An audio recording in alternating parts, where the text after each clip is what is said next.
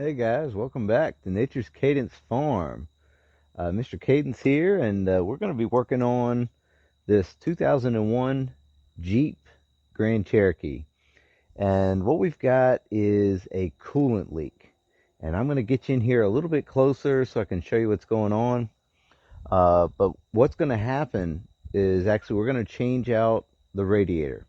And that's the plan because that's what I found is the problem. But like I said, I'm going to get you in here a little bit closer. And while we do the radiator, we're actually going to be doing the radiator hoses, the upper and lower hoses, and then the radiator itself. And what we're going to do is we're actually going to upgrade the cooling system here from the original OEM style radiator with the plastic caps on the outside of it to an all aluminum welded one. So that's going to be a 3-row instead of a 2-row like the original one. I think the original one was 2-row, but this says it's an upgraded cooling system, so that's pretty cool. So let's get in here and I'll show you where the leak is and what I was kind of having a problem with. Here's the front of the Jeep, and you can kind of see right here where the discharge tube is for the water pump is right there. And then down in here, right inside of there, that aluminum crimped looking thing that has the light shining on it, that is leaking. And that's the seal that crimps the aluminum part of the radiator to the plastic part of the caps that are on both sides. And on this side, it's actually leaking pretty good down a little bit lower. It's going to be kind of hard to show you down in there, but that's what's going on. So there that is. And like I said, I kind of went through and checked everything. I had it tried to pressurize the system as much as I could to figure out what was going on. And you can see here, I put a little bit of coolant down in there, and somebody had put some, actually some of that bar's stop leak maybe or something like that in there, because there's a layer of that cruddy gunk down in this little part of the neck right here. So I think this has been leaking for a while, but it never builds up pressure in the system. So while it's running and it's getting hot in the engine, you can squeeze this hose and it always feels like that. It never actually builds up any pressure. So what we'll do is we'll go ahead and get the new radiator here and see if we can figure out what we need to do to get this old radiator out and the new one in. I'm thinking I might have to remove this grill here and this cross member here just to make things a little bit easier, but I'm gonna at least gotta loosen this up off of it, get the hoses off, drain all the coolant out and all that stuff. So let's get started with that. Underneath of the Jeep here, and you can see we've got the fan shroud here for the engine, and there's the fan right there. Over to the right hand side would be the passenger side. There is a valve right here, right underneath my finger. It's really hard to see. There it is right there. This guy right here. And this is the drain valve for the radiator itself. So what I'm going to do is go ahead and open this up and start draining the coolant out into a bucket that I have. Let's go ahead and get started with that.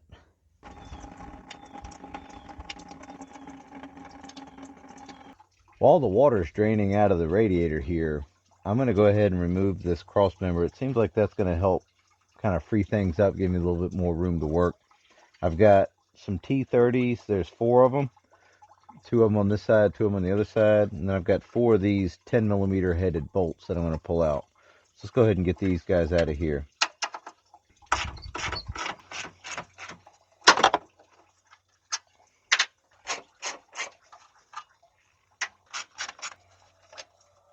Looks like we'll have to remove these 4. I think these are 7 or 8 millimeter. Let's see what they are. I've got a 7 millimeter. 7 millimeter head little plastic screws out of the grill here. And right up here in the front, there's one more right here. Same 7 millimeter head too. Got one over here on this side and one over on the other side too. With those loosened up, I can get down and get these Torx headed screws that are attached to this bracket right here. So So to get to those Allen head bolts, I've got this 1/4 inch extension put together. I'm not sure what these lengths are. I would say a 12 and a 6. But if you had a 18 1/4 inch or an 18 3/8, this quarter just fits in between all these things really well. I was figuring I was going to need to get my hands down in there. That's kind of why I wanted to get this opened up, so I can get these screws out, not drop them. And then to put them all back together, I'm going to need it anyways. Oh, there we go. I got these 2 bolts out right here. That ought to help with the access, huh? Now that we've got everything else loosened up, we're going to have to take this plastic shroud off. And there's some bolts here holding this plastic shroud onto the radiator itself. This is a 10. Absolutely. So yes, 10 millimeter will work. So it looks like there are at least 2, if not 4 of them. But let me get in here and get some of these apart first, and then we'll check it out. Underneath the hose right here at the top of the radiator, there's a bolt right here, and there's one on the other side in that same spot. And then down below here, way down here, there's another one just like it, and that's what's going to release this plastic shroud off of the radiator. So I'm going to go ahead and loosen those up. You could use a deep well on the top. It looks like the bottom one I'm going to need a standard well socket on there just to fit. Before we get going too far, there's a 10 millimeter headed bolt in here that actually attaches the radiator to the frame. And I need to loosen that up so I can slide the whole radiator backwards so I can get to those other bolts down there. So let's go ahead and get these 2 out first. I've got that 12-inch, 1/4 inch extension and a 10 millimeter socket on there now. And it just is right through this little hole of there's a plastic little cover that you gotta get out of the way, but once you get the ratchet and the extension in there, you can go ahead and get this bolt out. Looks like I've just about got it out now. There we go. So that's what it looks like. There's one on the other side too, right in the same spot, just mirror. While we're up front here, we've got another 10 millimeter head bolt that holds the condenser coil, which is the forward coil in front of the radiator itself, and there's just one of them on each side. So right through this hole right here, you'll see that bolt coming right out of there, and that's what that looks like. So right there is where the bolt comes out for the condenser, and then if you look behind the plastic here, there's where the other one comes out, right behind there. While we're at taking stuff apart, might as well go ahead and get this upper radiator hose pulled off of there. I've got these special hose removal pliers, the hose clamp removal pliers for the OEM style clamps, and these are ratcheting, so you just put it on there like that with the cup on the solid part and the groove part on the open part, and you just squeeze them together and they ratchet in and they hold. So that's really nice, and you can just release the handle and they can go back. So that's pretty cool. My buddy Ed gave these to me while we were over here working on his son's truck, actually. So we'll do the same back here on this rear clamp, or the clamp that goes to the water neck there. And same thing, we'll just pull it off, squeeze it, release the handle, and go ahead and get that out of the way. So really nice way to get these hoses undone from the actual radiator there, or the block for that matter. That'll free up a little bit of room for me to get my hands down inside of here. I'm just looking at the whole job here. It looks like I can go ahead and take this hose off of here. This just goes to the recovery tank over there. So I might be able to leave this plastic fan shroud on here if I can get it to clear those fan blades down there, and I don't know if I will be able to, but I'm going to try. Over on this side of the radiator over here, we've got our transmission cooling lines. So I do need to get those unhooked before we start pulling this thing out of here. At least this one on top I can get to super easy, and I might crawl underneath there and see if I can figure out how to get the other one off. It looks like it's a little bit lower in there, like way lower. But let's go ahead and get this one off right here, and I'll get you in here a little bit closer so you can see. Here's that connector I was telling you about, and it's right below the filler neck, which is right here. So I've got a 24 on there, but it feels quite loose. I would say a 23. I don't have a 23. Oh, there it goes. It just popped right off. Yeah. So that came right off of there. Probably will start dripping transmission fluid everywhere. Let's see what we got. Not too bad. Looks like it is dripping a little bit. We can put a little hose on there or something and keep a bunch of dirt from, like a little plug or something on the end of this thing to keep a bunch of the dirt from getting down in there. Let's go down below this one and see if we can get that off just as easy as we did this one. I'm going to go ahead and get this lower radiator hose off of the radiator, and it's located on the driver's side front of the vehicle down really low on the radiator. So I've got my handy dandy pliers here again, and what I'm going to do is open up these and see if I can get them on the little tabs in there.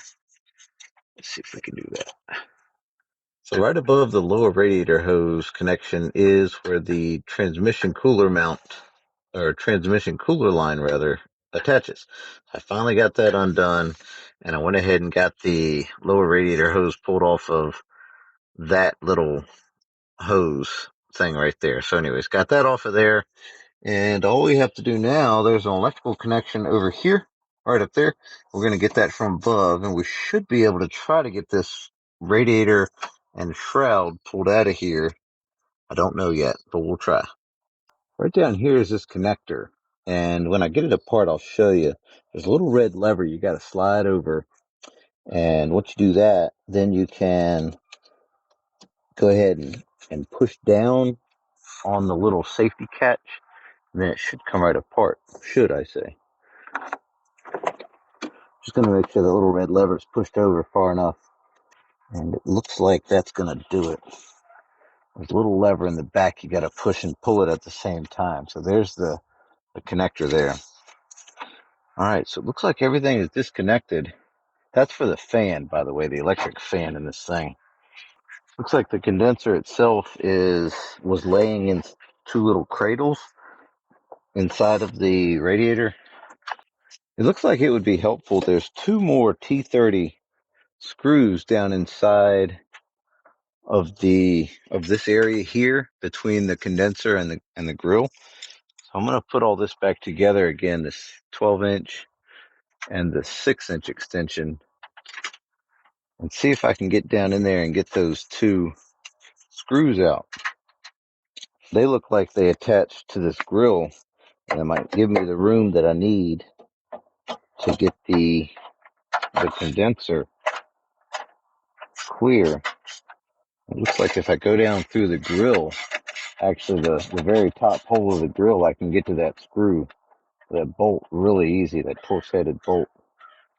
Let's go through the top hole of this one here too. Let's see if that'll get this moving any more to give me a little bit more room to play with. I'll go ahead and try to get this bolt out for this fan shroud. And once I do get it out though, I'll be able to really get things moving. This is what I used. I used a universal and a socket with this 18-inch or 12-inch extension and the ratchet there. And that was able to get to all of them once I got it kind of loosened up. Let's wiggle and jiggle and see if we can get this old radiator pulled out of here.